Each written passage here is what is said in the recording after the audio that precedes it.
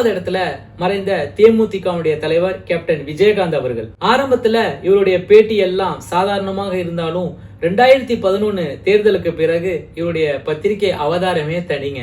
நான் சொல்றேன், எதிர்கட்சியை எழுதி கொடுத்துருப்பாரு, எனக்கு வேணாம் சாமி. இந்திய வரலாற்றிலேயே பத்திரிகையாளர்களை பத்திரிகை சந்திப்புல காரி துப்புன ஒரு முக்கியமான ஒரு தலைவர்னா அது இவர் தாங்க.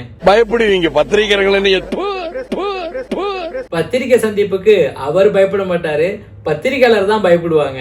பத்திரிகை சந்திப்புல பர்சனலா எனக்கு ரொம்ப பிடிச்ச ஒரு தலைவர் கேப்டன் விஜயகாந்த் அவர்கள். இல்ல ஒரு பக்கம் தானே காட்டுறீங்க, மறுபக்கம் காட்டியிருந்தா தெரிஞ்சிருக்கும்ல.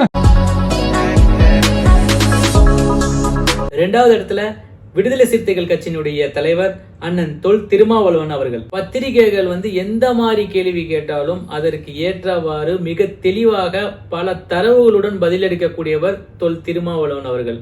ஆளுங்கட்சி மீது எப்போதுமே ஒரு குறிப்பிட்ட சதவீதம் அதிருப்தி இருக்கத்தான் செய்யும், அது எந்த கட்சி ஆட்சியில் இருந்தாலும். நீங்க எந்த கட்சியில இருந்தாலும் சரி, அவர்கிட்ட போய் கேள்வி கேட்கிறப்போ உள்ளதை உள்ளபடி உடைத்து சொல்லக்கூடிய ஒரு தலைவர் தொல் திருமாவளவன் அவர்கள். இந்த மாதிரி பேசுற ஆளை வச்சுக்காதீங்க, இந்த மாதிரிலாம் பேசுற ஆளை நீங்க வேற யார்கிட்ட வச்சுங்க.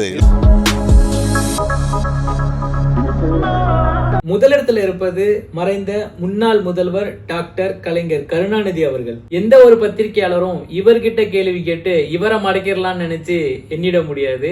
இவர் பதில் கூறி அவங்களே மடக்கிடுவாரு. என்ன எவனும் அடிக்க முடியாது, ஞாபகம் வச்சுக்க, உன்னால கூட அடிக்க முடியாது, நான் திருப்பி அடிச்சா தாங்க முடியாது உன்னால. எனக்கு நல்ல நினைப்பு இருக்கு, ஒரு தேர்தல் தோல்விக்கு அப்புறம் ஒரு பத்திரிகை சந்திப்பு நடத்துறாங்க. அந்த பத்திரிகை சந்திப்புல கலைஞர் கலந்துக்கிறாங்க. கலந்துகிட்டு இந்த தோல்விக்கான குறித்த காரணம் என்ன அப்படின்னு சொல்லிட்டு அவங்கள்ட்ட கேக்குறாங்க. ஒரு சாதாரண ஒரு அரசியல் தலைவரா இருந்தா என்ன சொல்லிருப்போம்னா, இவிஎம் மிஷின் மேல ஒரு குறை சொல்லிருப்போம், இல்ல பணம் பட்டுவாடா அப்படிங்கிற ஒரு குறை சொல்லிருப்போம். ஆனா டாக்டர் கலைஞர் அவர்கள் சொன்ன பதில் தான் அன்னைக்கு பத்திரிகையாளர்கள் வாயடிச்சு வச்சது. ஓய்வெடுத்த தமிழக மக்களுக்கு நன்றின்னு சொல்லிட்டு கிளம்பிட்டாங்க.